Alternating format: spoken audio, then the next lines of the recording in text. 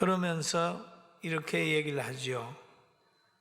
7장 14절에 보면 믿지 아니하는 남편이 아내로 말미암아 거룩하게 되고 믿지 아니하는 아내가 남편으로 말미암아 거룩하게 되나니 그렇지 아니하면 너희 자녀도 깨끗하지 못하니라. 그러나 이제 거룩하니라 라는 말을 하고 있어요. 결혼을 했는데 남편이 믿음이 없어요. 갈라서라고 하는 말을 하지 않아요. 너로 말미암아 그 남편이 믿음 생활 잘 할 수 있다. 그런 얘기죠. 또 결혼을 했는데 아내가 믿음이 작아요. 그런다고 해서 헤어지는 게 아니라 너로 말미암아 그 아내가 거룩하게 될 거니까 많이 사랑해주고 기다리라는 얘기입니다. 아내된 자여 자기 남편을 구원할지 어찌 알 수 있으며 남편된 자여 너가 내 아내를 구원할 자인지 어찌 알 수 있으랴 그럽니다. 그럼 부부간에는 서로 의무를 다 하다가 보면 신앙적 동질이 이루어집니다.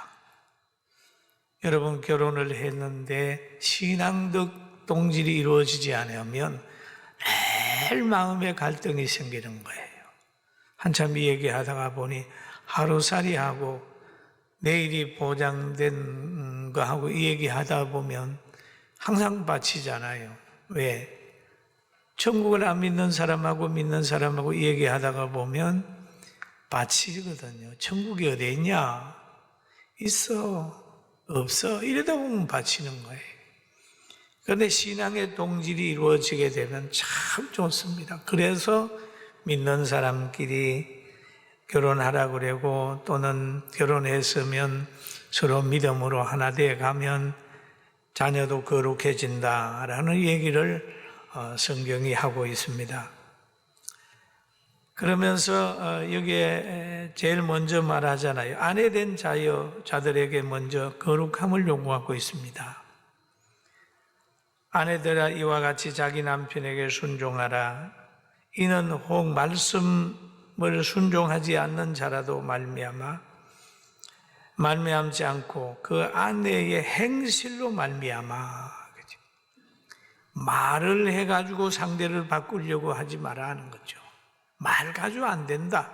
행실로 말미암아 구원을 받게 하려 함이니. 행실. 그리고 영혼의 목자와 감독자들에게 돌아왔으니 아내와 남편들은 늘 서로 간에 사랑하고 존중하면서 살아라 라고 얘기를 합니다.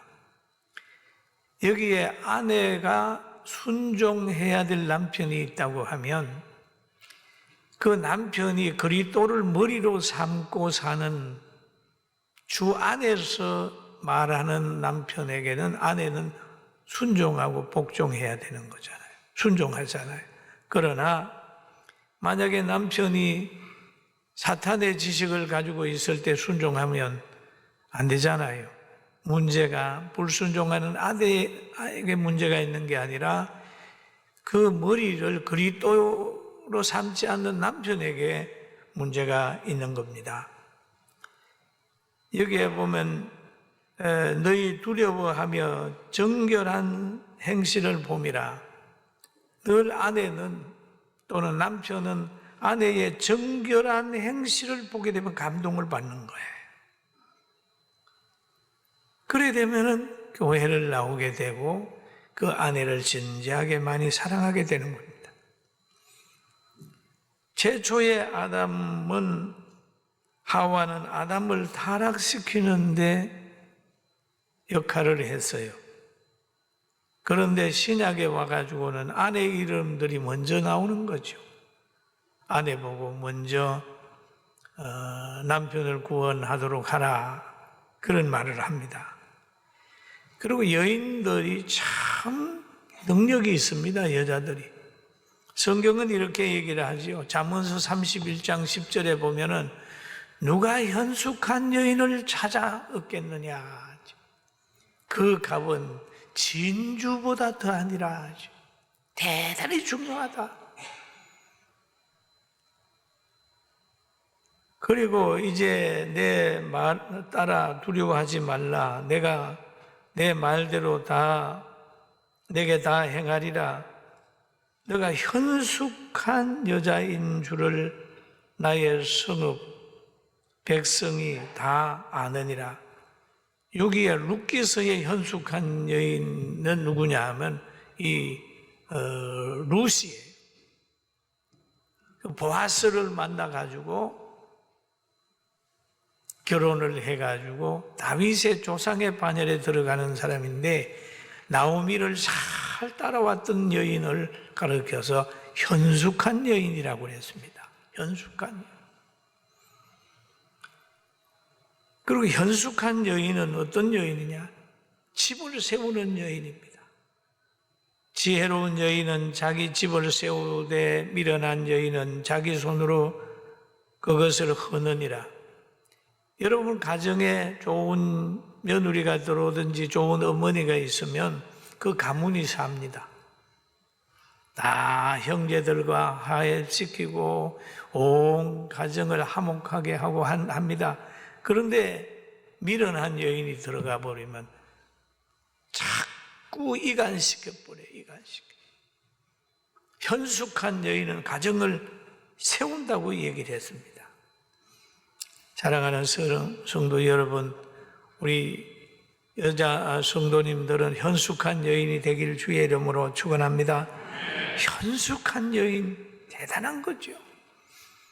성경 속에 현숙한 여인들이 있어요. 그러면 그 여인이 있을 때는 남편이 다 성공하고 나라도 잘 되고 가정이 잘 됐어요. 그런데 하나님은 이 여인들에게, 아내들에게 부탁한 내용이 있어요. 베드로를 통하여 말씀하기를, 베드로전서 3장 3절을 한번 같이 읽어봅니다. 너희의 단장은 머리를 꾸미고 금을 차고 아름다운 옷을 입고 외모로 하지 말고, 그러잖아요.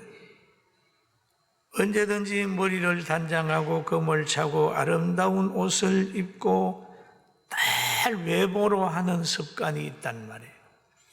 세상 사람들은 그러잖아요.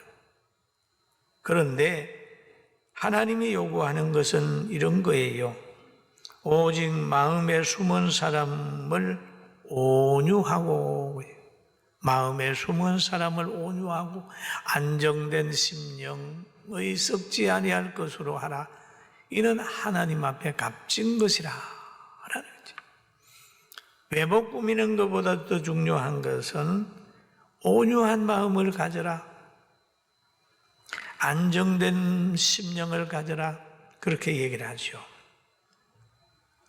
그 마음 속에 숨은 사람, 온유하고 안정된 심령을 가지고 심령 천국을 이루고 진리를 담는 그런 마음을 가져라. 그랬는데 베드로는 숨은 마음의 사람이라고 표현을 했어요. 우리 구원받은 영혼 마음을 그렇게 표현했는데 바로 바울 사도는 어떻게 표현했냐 하면 속사람이라고 표현을 해요. 속사람. 속사람. 겉사람, 속사람. 그러면 구원받은 영혼을 가져서 속사람이라고 얘기를 하잖아요. 복음으로 무장되고 성령으로 무장되고 늘 양심이 잘 작동하는 속사람으로 무장하라는 거죠. 그리고 또 오늘 본문에 보니까 전에 하나님께 소망을 두었던 거룩한 부녀들도 라고 얘기를 하죠.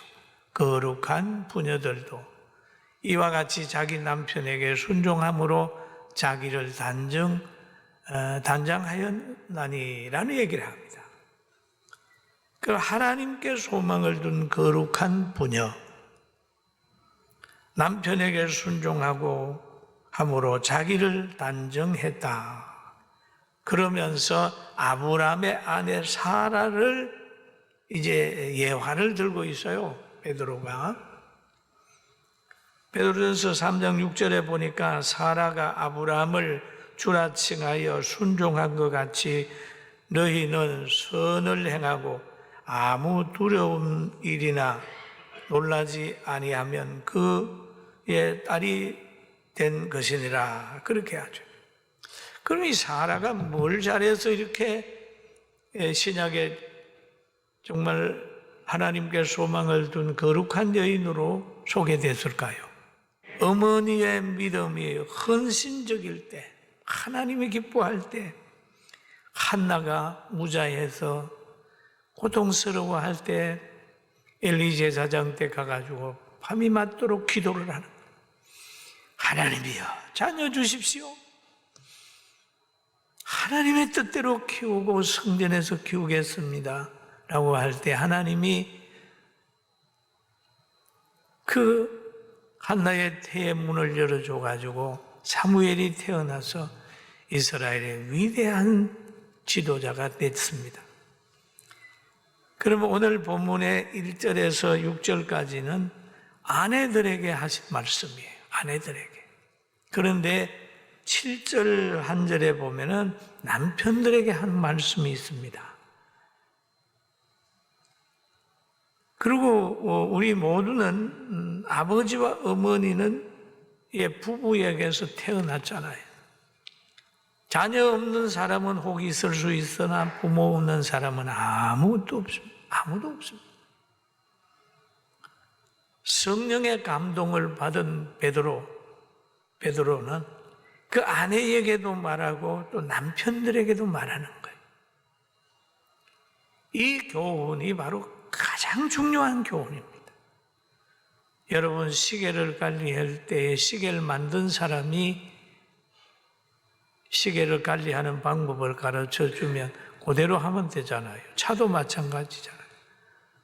옷도 보면은 입다가 이걸 빨래를 할 때 어떻게 해야 되는 거고 다 기록이 되어 있잖아요. 그대로 하면은 좀 오래 보존할 수 있지 않습니까? 그럼 오늘 베드로가 이렇게 하는 것은 성령이 하기 때문에 하나님께서 사람을 만드시고 가정을 조성하신 그분이 가정에 대해서 얘기하기 때문에 이대로만 하면 가정이 행복해져요. 할렐루야. 아멘. 참 저도 이대로 한번 해보려고 노력을 하는데 이제 제가 결혼한 지가 지금 46년 됐는데 이제 깨달아지는 거죠. 과거에 좀 많은 사람이 지도했으면 좋겠다. 자녀를 키우는 거라든지 가정에서 살아가면서 참 부족한 것이 많았다. 깨달았죠. 지금 30으로 돌아간다면 참 잘 살겠어요. 돌아갈 수도 없겠지만. 그러니까 성경 속에서 가정의 가치관이나 사람의 생각을 가지고 간다면 점점 가면 갈수록 좋아지는 거예요. 그리고 이 남편들에게 한 말이 있어요. 남편들아 이와 같이 지식을 따라 아내와 동거하고 지식을 따라 아내와 동거하고 신령한 지식을 따라야 되죠. 그를 더 약한 그릇이요. 아내는 약한 그릇입니다. 아무리 건강하다고 해도 아내는 약한 그릇. 신체적으로도 약하고 체질적으로도 약하고 마음도 약하고 약한 거예요. 그럼 어떤 사람은 아내에게 눈을 부릅뜨고 소리 지르고 그러면 놀라잖아요. 가슴이. 약한 그릇이다. 또 생명의 은혜를 함께 이어받을 자로 알아. 아무리 남자 혼자 야단해도 거기에 아기가 태어나지 않아요.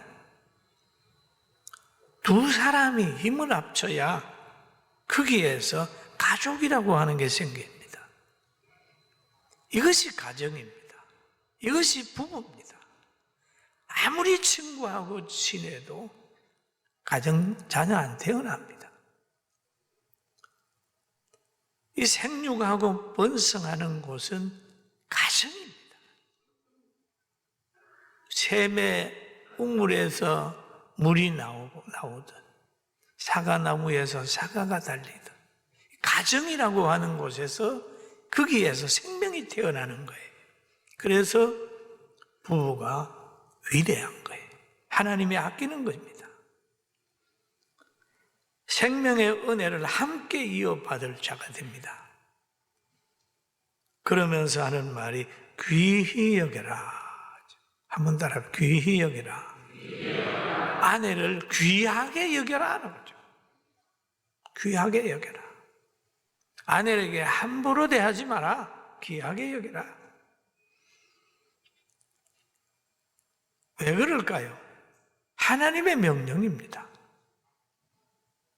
아내를 귀하게 여기는 게 하나님의 명령인데 아내를 귀하게 여기지 아니하면 기도가 안 된다는 거예요.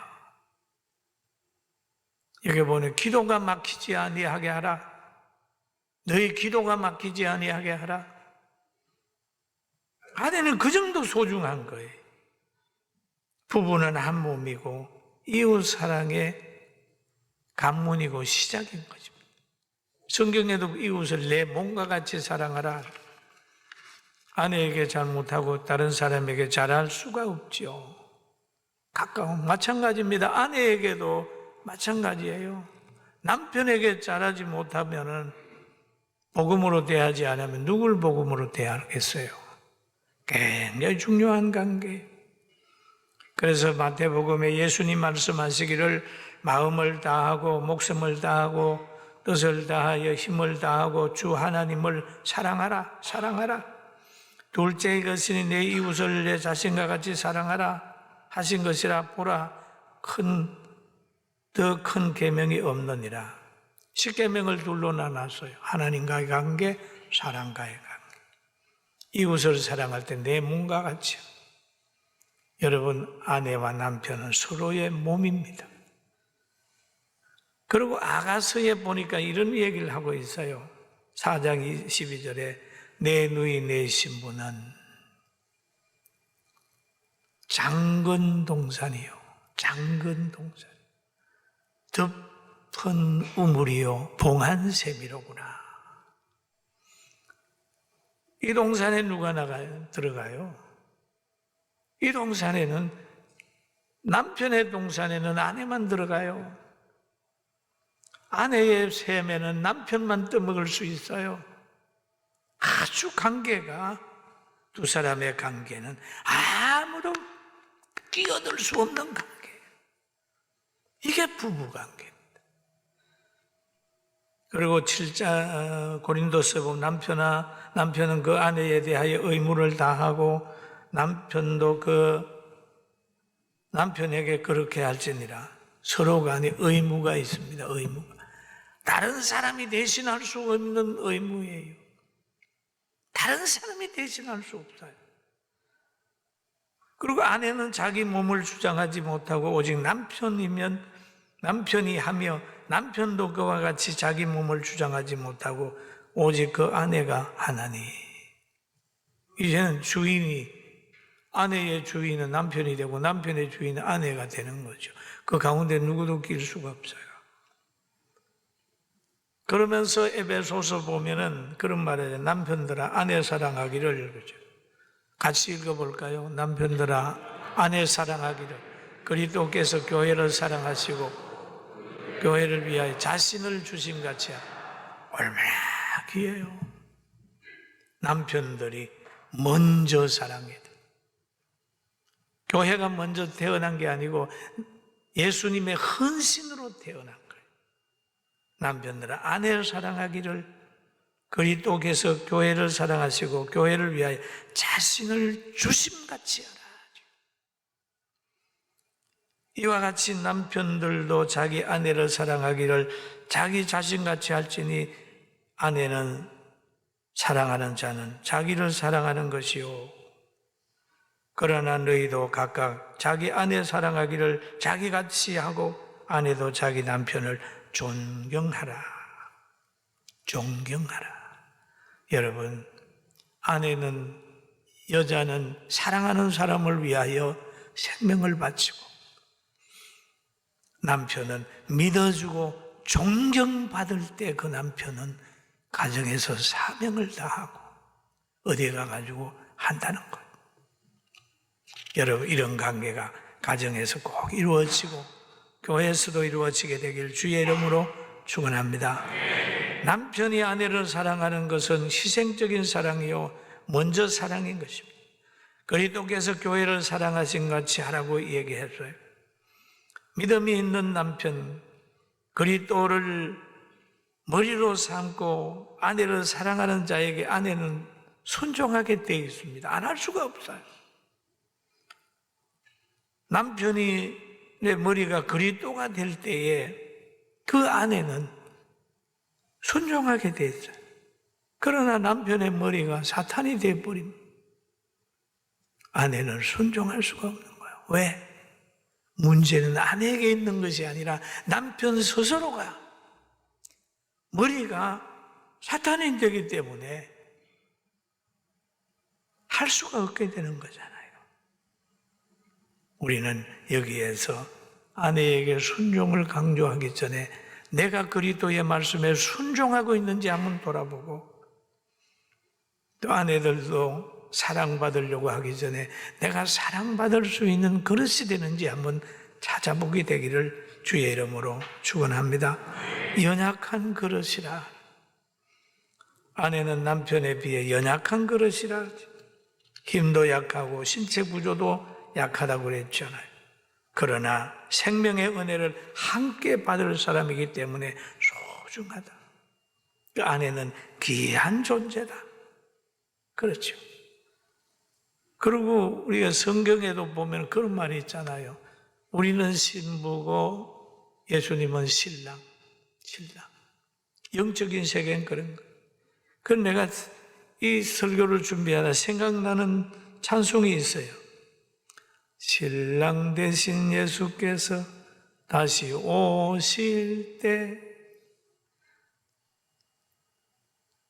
밝은 등불 들고 나갈 준비 됐느냐? 그날 밤에 주님 맞을 등불이 준비됐느냐? 이 생각이 나요. 여러분, 신령한 가정, 교회는 예수님을 기다리고, 여러분의 가정에도 부부간에 이런 예수님과 성도의 사랑이 이루어져서 오늘부터 더 행복하게 되기를 주의 이름으로 축원합니다. 아멘. 사랑받아야 존중해요. 존경해야 사랑한다고요. 이 관계를 한번 회복을 해봐요. 그리고 잠언서 17장 1절을 우리 같이 한번 봅니다. 마른 떡 한 조각만 있고도 화목하는 것, 제욕이 집에 가득하고 다투는 것보다 나으니라. 오늘 무엇 때문에든지 다툼이 있다면 오늘 끝내요. 마른 떡 한 조각만 있고도 화목하는 것이 제욕이 집에 가득하고 다투는 것보다 낫다는 거죠. 돈 때문에 다투고 뭐 때문에 다툰 사람이 있으면 그 모든 걸 다 잊어버린다 할지라도 가장 중요한 화목을 가지고 복음 전하고 행복하게 살고, 우리의 종착역은 천국이니까 나이가 들어가면서도 불안해하는 게 아니라 성경을 보면서 신령한 마음을 가지고 주님을 기다리는 복받은 우리 모두 되기를 주의 이름으로 축원합니다. 기도드리겠습니다. 거룩하신 아버지, 감사합니다. 믿음으로 살아가는 우리들 꼭 되게 하시고 남편과 아내 존경과 사랑으로 무장하는 우리 모두가 되게 하여 주시옵시고, 오늘 말씀을 들은 모든 가정들, 온 가족이 회복하고 가정이 부부간에 다 예수님 믿어서 그 하나됨으로 인하여 자녀까지 거룩하게 돼서 행복한 미래를 만들어가고 주님이 보호하는 축복된 가정들이 되게 하여 주시옵소서. 예수님의 이름으로 간절히 기도드립니다.